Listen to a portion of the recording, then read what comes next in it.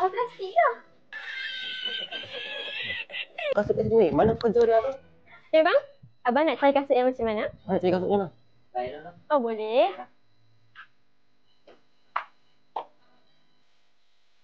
Mak elok, boleh lah beli. Hak ni lagi elok bang. Abang try yang ni.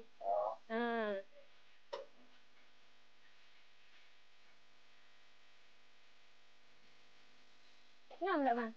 Cancel. You can cancel. Ni dah RM20. Berapa tu? Boleh scan? Boleh, scan boleh. Kenapa? Okey, terima kasih. Tak ada plastik ke? Ya Allah, lupa. Tak abang. Tak.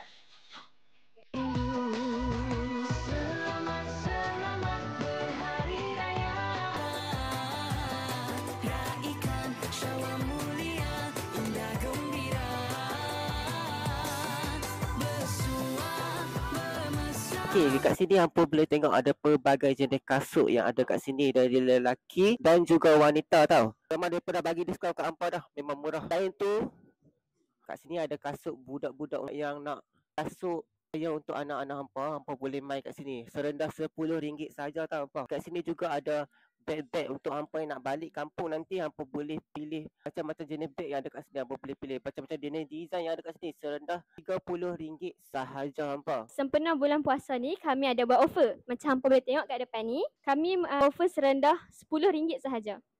Kita pada hari Ahad dan juga Rabu, kita beroperasi pada pukul 9 pagi. Isnin, Selasa, Khamis, Jumaat dan Sabtu, kita beroperasi pukul 9.30 pagi. Okey, jangan lupa follow TikTok kami di Chess Fashion di Bali. Selain kasut raya, hampa juga boleh pilih sampul. Kat sini 3 paketnya RM10 saja. Hampa boleh pilih bermacam-macam design. Kedai mereka ni bersebelahan dengan T-Life dan hampa akan nampak mereka punya banner kedai kasut di Choice Hampa Fashion. Jangan lupa mai tau. Di Chess Fashion di Bali.